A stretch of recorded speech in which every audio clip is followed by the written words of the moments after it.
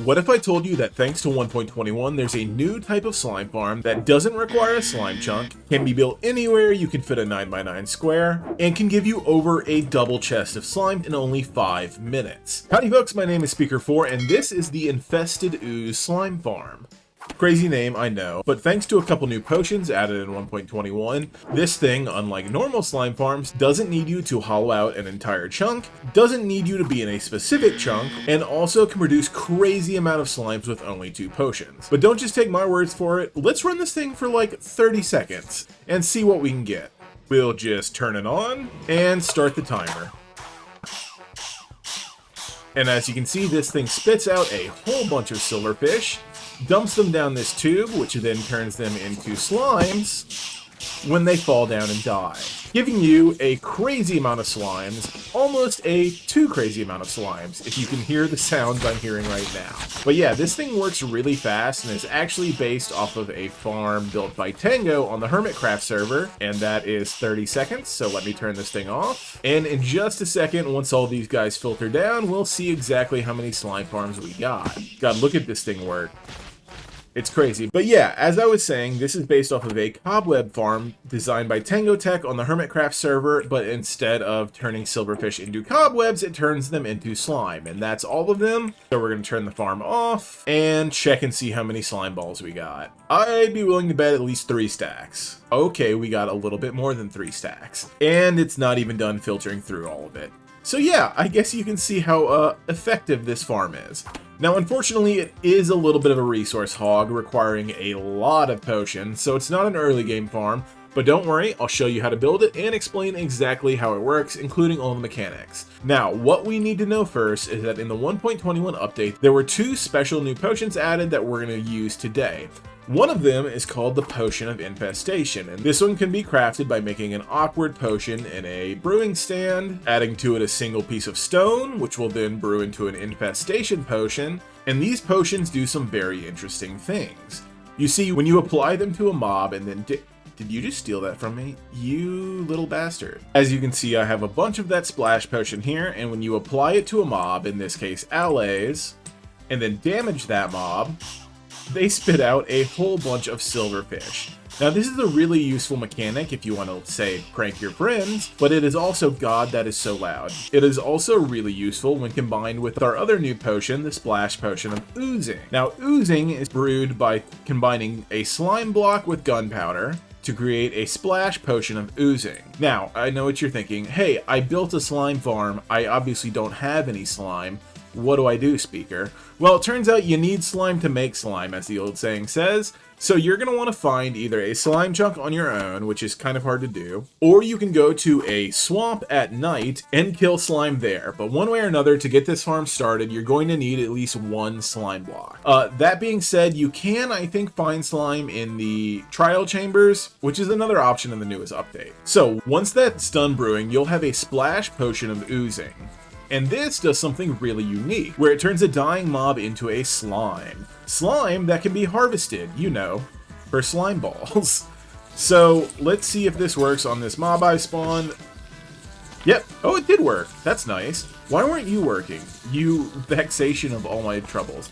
But yeah, this turns into slime that you can farm, obviously, which makes it incredibly useful for compact slime farms that you don't need a slime chunk because they can be done anywhere. Now that we understand the mechanics, let's get to the actual farm. I'll explain to you how this thing works. So here I have a hopper clock that every once in a while shoots out a dispenser that has a bunch of splash potions of infestation in it. These hit these allays stuck in a box. Now there's 24 allays here, and they can't get out thanks to these slabs. Whenever I want, I can crush these allays, causing them to hurt. And because allays regenerate so quickly, they don't die, which means I can do this basically indefinitely. That being said, I don't imagine anyone will ever have to run this farm for more than like 10 minutes. I got a full double chest in 5, and that's an insane amount of slime balls for a single player. So once they're here, and once their infested potion is activated, these guys start spitting out silverfish, who get here and mess everything up, but they also fall into this water, and thanks to some water physics and signs, get funneled down into this tube that's filled with vines. The vines help prevent entity cramming, which would occur if there was more than 24 in a single space, and as you can clearly see, there's a A lot more than 24. Once that's situated, we simply flip this lever, which turns on this hopper clock, which has about 20 items in it, that splashes them with a potion of oozing, and also opens up this fence gate, dropping them down, turning them into slimes, with it, which then get killed and picked up by these hopper minecarts, as you can see. Really simple mechanics that turn into a very high-yielding farm, but there are a couple other things I want to address before we move on to the actual build tutorial. For instance, as you can probably see, a couple slime balls got spit out the top. That's what these are here for. They'll pick up any that make it to the top, and as you can also see, this thing is double walled. That's because if it's single walled, for some reason the slime escape. They escape rather violently, as you can see by this screenshot from my testing here.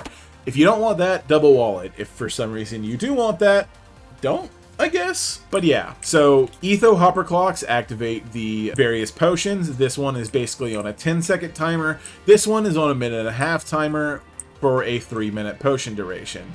Once these get crushed, they produce silverfish. The silverfish get doused with oozing and occasionally get stuck there, who then die on the magma and where it all gets collected by these hopper minecarts. So, if you have any questions, be sure to leave a comment, and if you want to build something like this on a server with your friends, definitely check out my link down below for Apex Hosting, where you can buy a server that does anything you want. Be warned, it is an affiliate link, so I do make a little money back, but it's a great way to support the channel and get a good server. So now, let's build this thing. So, here's what you're going to need to build this thing. Step 1 is a 9x9 space to build this thing in. Like I said, it's not that big of a farm. It really fits in less than a chunk if you're worried about chunk loading issues. It is a little tall, I will say, but you know, height's practically infinite in the Minecraft world.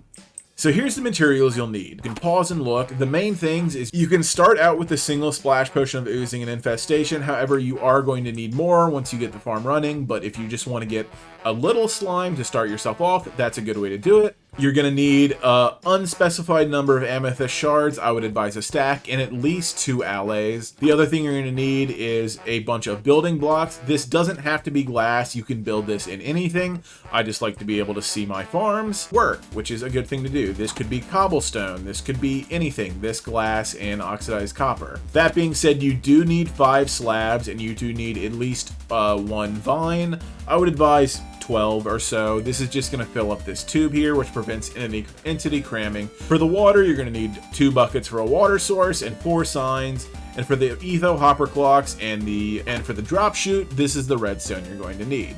So let's build this then. Now, starting in your 9x9 square, you're going to come over 3 from one edge and 1 from another and place down your double chest. We can expand this later, but this is where your storage starts. Into this, place 2 hoppers, and then offset by 1, a ring of 3 hoppers. Make sure they're all leading into the chest, otherwise some of your items will get stuck. And this 3x3 grid is going to be your collection area. Now, place down some solid blocks in a little L-shaped pattern like this, and then come on the back side of those blocks and place down a lever flipped on each of them.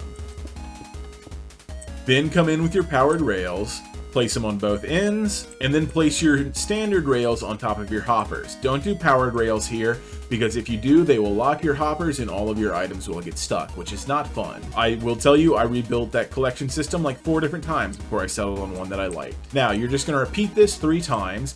If you find yourself struggling with the rails connecting like that, simply break them, come back in, and try placing them one at a time and connecting them up first. If you shift and look in the direction you're placing, they tend to not sync up, although not always. There we go. That is our collection system. All we need to do now is put down our hopper minecarts, and we have a fairly standard collection system. Now, I will say you're going to find that this single double chest fills up very quickly, so I would advise you come down underneath it, place down another double chest offset by 1, and place a hopper leading into it. You can repeat this as far down as you want or do an actual sorting system. It's basically, you know, the world's your oyster. The Minecraft world's your oyster, at least. I'm also realizing that at this point I forgot to include magma blocks on the item list, so hopefully I've gone back and added that in post. If not, you need magma blocks. You only need 9 of them, or you could use campfires. It's up to you.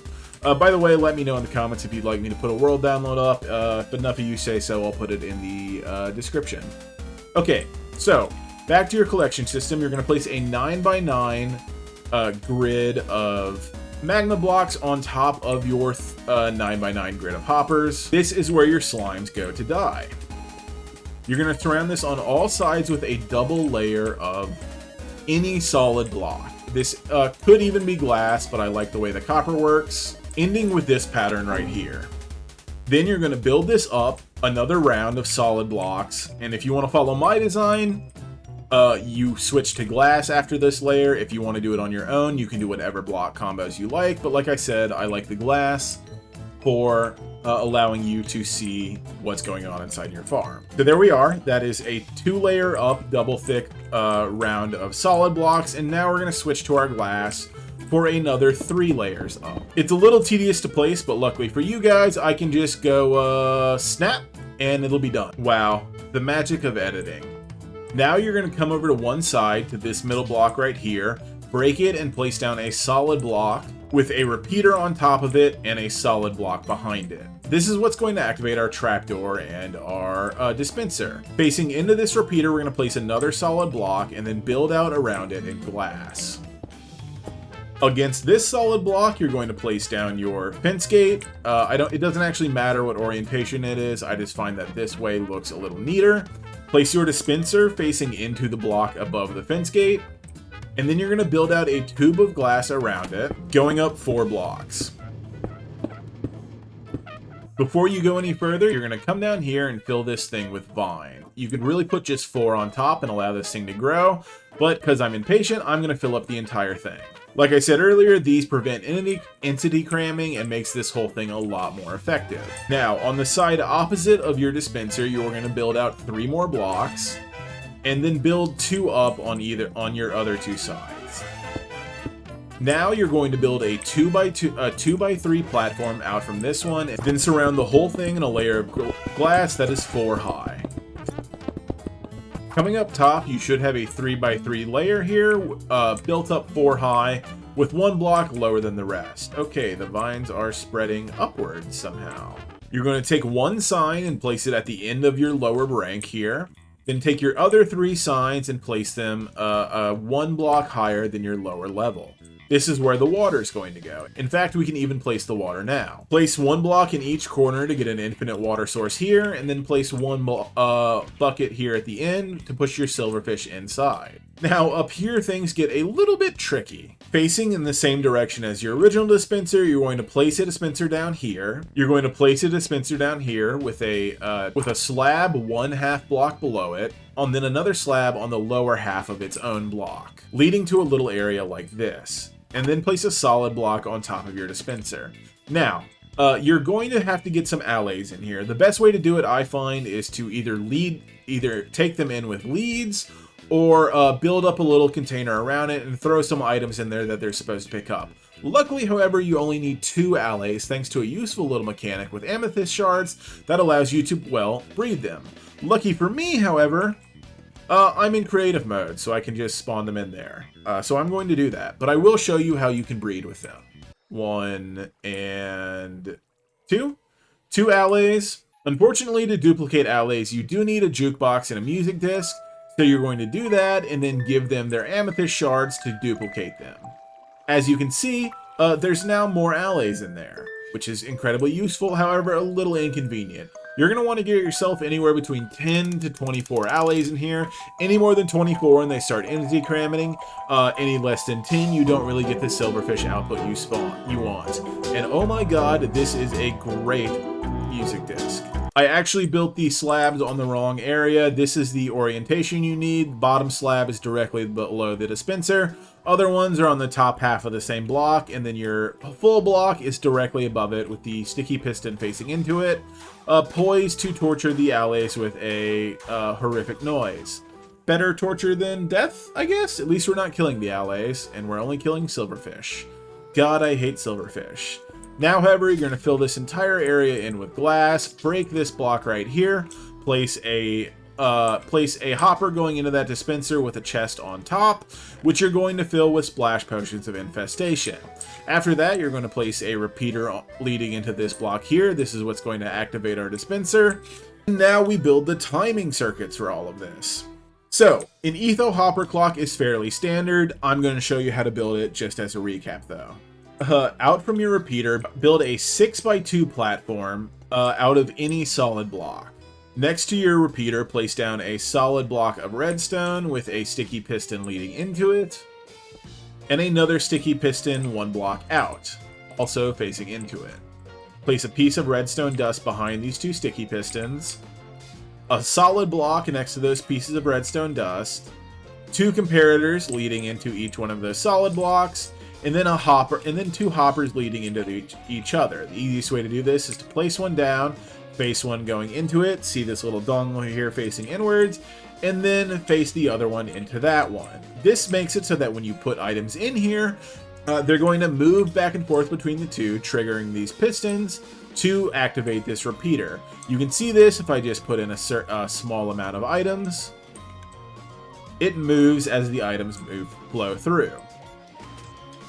See, activating the dispenser here. Rather fortunately, there's nothing in the dispenser right now, so we're going to clear these hoppers and then put in 2.5 stacks of items into them. This is going to give us roughly a 3-minute timer going from 1 cycle and back. After that, we're going to place another solid block on top of either one of these. With a lever on that, this is going to allow us to lock our hopper. As you can see, nothing's flowing out of this. Disabling the hopper clock and not using too many potions when we're not using the farm. This lever, and the lever for the hopper clock down there are going to be what allow us to turn the farm off. You can, of course, connect these all together. I just find it easier to not, because that's a lot of extra redstone, and this is a farm I'm going to use for like 10 minutes max. With this hopper clock done, we're going to repeat the exact same thing down here leading into this. However, first we need to place down a solid block behind this comparator with a observer facing output side down into it. This means the face will be facing upwards. Then we're going to build out our hopper clock. However, this one we're going to do backwards compared to the one up there. Simply build another 6x2 platform. This one, however, going this direction instead. And we're just going to build the exact same thing, but, you know, opposite. So place your redstone block next to there with the piston leading into it and the piston 1 block away. Your redstone dust behind those pistons. The solid block next to that. Your 2 comparators. And of course, your hoppers leading into each other. Into this, however, we're only going to put about 20 items. Which will give us about 10 seconds worth of cycle rotation for this thing. As you can see, it activates pretty quickly. And once again, we're going to place a block on top of this hopper along with a lever, which allows us to lock this whole thing. And as you can see, it was activating both this fence gate here, as well as the dispenser here. So into this dispenser, we're going to place down another hopper leading into it. And this time a double chest next to it, because this thing takes a lot more potions. However, this time it's going to take the potion of oozing. So let's just fill these 2 up. Like I said, you only really need 1 potion of oozing and 1 potion of infestation to start. However, I'm just going to fill this up and let you see how the farm runs. Now, when we flip this lever, this farm's going to start back up. And it's going to take a couple minutes for this thing to flip back if we're items in the hopper in the wrong spot. However, if you want to kickstart it, you can just throw down a lever here. Hit both of these and then flip this one off. This is going to start spitting out silverfish, which means we turn on this lever and really kick this farm into gear.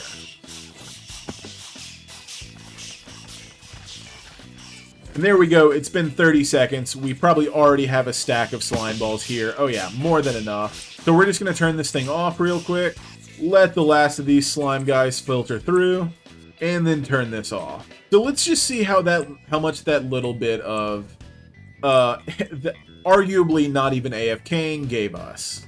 Sorry, well over 5 stacks in just like less than a minute. Never going to need to build another slime farm again.